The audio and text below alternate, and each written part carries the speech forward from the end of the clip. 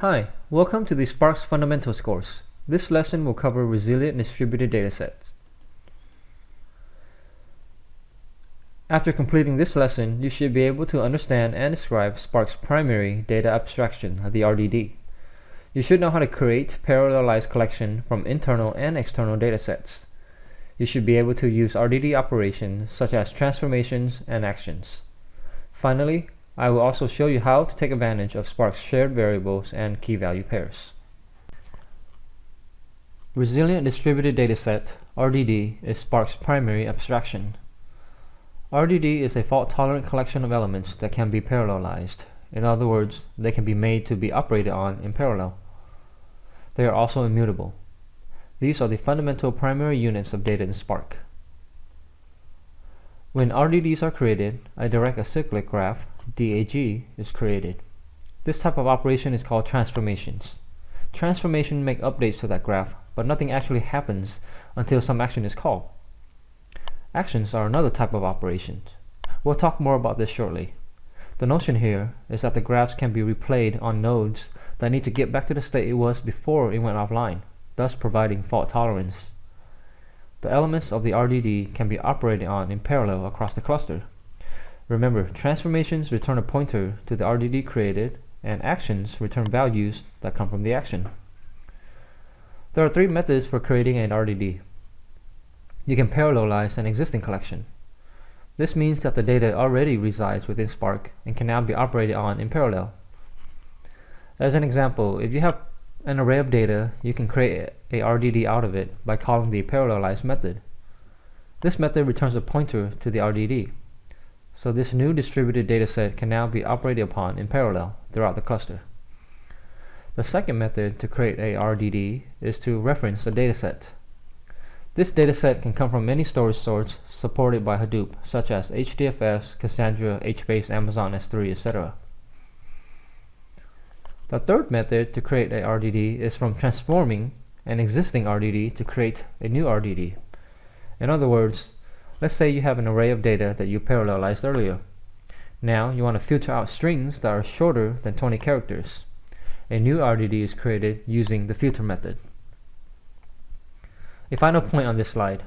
Spark supports text files, sequence files, and any other Hadoop input format. Here is a quick example of how to create an RDD from an existing collection of data. In the examples throughout the course, unless otherwise indicated, we're going to be using Scala to show how Spark works. In the lab exercises, you will get to work with Python and Java as well. So, the first thing is to launch the Spark shell. This command is located under the Spark Home bin directory. In the lab environment, Spark Home is the path to where Spark was installed. Once the shell is up, create some data with values from 1 to 10,000. Then create an RDD from that data using the parallelize method from the Spark context, shown as SC on the slide. This means that the data can now be operated on in parallel. We will cover more on the Spark context, the SC object that is invoking the parallelize function, in our programming lesson. So for now, just know that when you initialize a shell, the Spark context SC is initialized for you to use. The parallelize method returns a pointer to the RDD. Remember, transformation operations such as parallelize only returns the pointer to the RDD. It won't actually create the RDD until some action is invoked on it. With this new RDD, you can perform additional transformations or actions on it, such as the filter transformation. Another way to create a RDD is from an external dataset. In the example here, we are creating an RDD from a text file using the text file method of the Spark context object. You will see plenty more examples of how to create RDD throughout this course.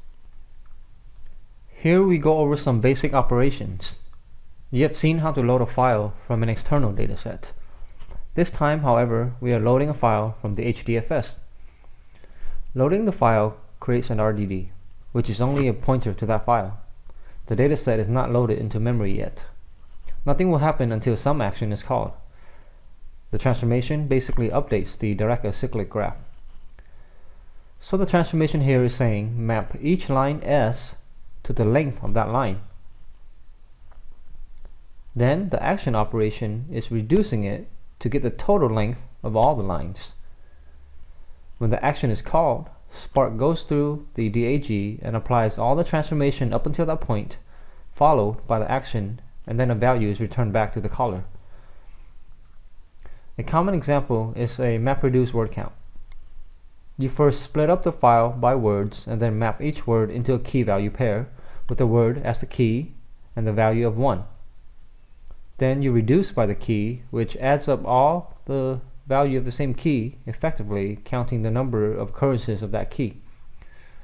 Finally, you call the collect function, which is an action, to have it print out all the words and its occurrences. Again, you will get to work with this in the lab exercises.